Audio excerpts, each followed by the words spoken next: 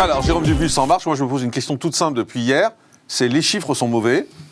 Pourquoi est-ce qu'on parle de réouverture ? Non, les chiffres ne sont pas mauvais, on ne peut pas dire ça. Le nombre de contaminations, le nombre de contaminations est nettement en baisse. 30 000 par jour. Oui, on était à 45 000 la semaine dernière. Donc on est à 15 000 de moins. Donc c'est quand même une baisse. Après, vous plaisantez là. Ah non, je plaisante pas. Vous plaisantez, 30 000 contaminations, on peut 30 000 pas dire... contre 45 000, non, mais d'accord, mais on ne peut pas dire que ça va. Vous ne pouvez pas dire le contraire. Selon les mêmes propos... Je comprends plus Attendez, selon les propos du président de la République, ça allait bien au-dessous de 5 000. On est à 30 000. Mais attendez, ça c'était avant le variant. C'était avant le variant anglais. Les chiffres ont changé. Maintenant, on n'est plus du tout dans cette hypothèse-là. On est à 30 000 contaminations. Je pense qu'on va aller vers 25 000 petit à petit. Et donc, on sera à moins 20 000 par rapport à la semaine dernière, ce qui est quand même énorme. Deuxièmement, on a un variant anglais qui est beaucoup plus contaminant, on le sait, qui est visiblement beaucoup plus dangereux.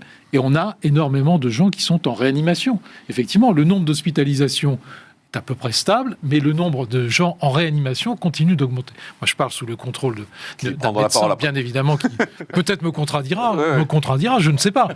Mais en tout cas, c'est ce que l'on constate. Donc, le processus... Donc, ça ne s'améliore pas. Le processus, ça se stabilise. D'accord. Sauf en termes de contamination, que ça baisse. Non, vous me disiez que ça augmentait. Non, je vous ai dit que les chiffres ne sont pas bons.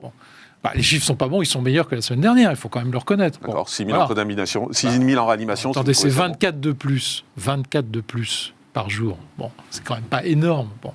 Et ce qui compte, c'est l'effet. Le R est en baisse, le R dont on ne parle plus.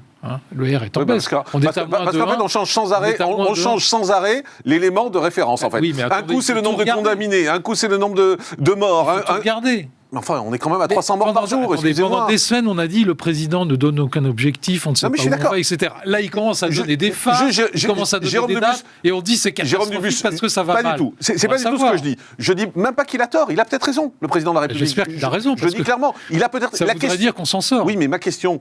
c'est pourquoi maintenant ? Sur quoi il s'appuie maintenant ? C'est juste ça. Il a peut-être raison. Mais sur quoi il s'appuie, sachant que les chiffres sont aussi mauvais qu'il y a un mois quand on a décidé le couvre-feu ? En ce qui concerne ce qu'il a annoncé, il y a plusieurs choses. Vous avez vu qu'il y avait 4 phases qui nous mènent quasiment jusqu'à début juin ou mi-juin. Bon, donc on est à un mois et demi, un peu plus d'un mois et demi de ces objectifs. Il y en a un qui va être respecté, j'en suis à peu près certain, c'est le 3 mai.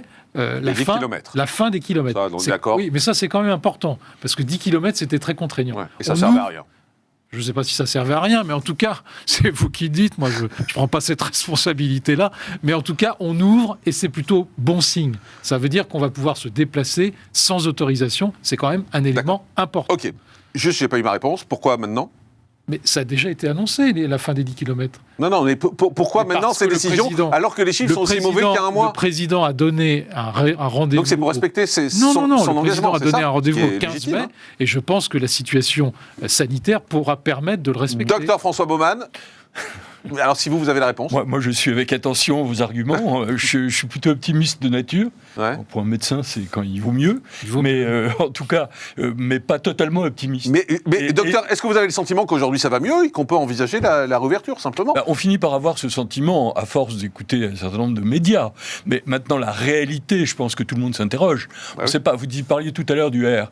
C'est vrai que... Le R, c'est le taux de reproduction du virus. Voilà, mais moi, c'est ce chiffre-là que je suis, malgré tout, même si on en parle moins. Oui, chacun suit son chiffre, en fait. C'est bien. C'est ce qui est bien. Du R, non, je vous reproche pas. Je dis chacun suit un chiffre différent. Au début de l'épidémie, on suivait les morts. Ensuite, on a suivi les gens en réanimation. Après, on a suivi les gens en contamination. Je veux bien qu'on suive les R maintenant. On suivra les W la semaine prochaine. On suit le R depuis longtemps, quand même. On suit le R et c'est vrai qu'il est en baisse. Et c'est vrai qu'il est même en plateau en baisse. C'est rassurant, ça. Ceci dit, il peut remonter d'un coup. C'est comme c'est arrivé. Tout est fragile. Voilà. Non, alors, je repose la question clairement. Est-ce que c'est le bon moment pour penser déconfinement ? Ah oui, moi je crois. D'accord. On ne peut pas rester dans ce confinement, de toute façon. Alexandre Arny, Nicolas...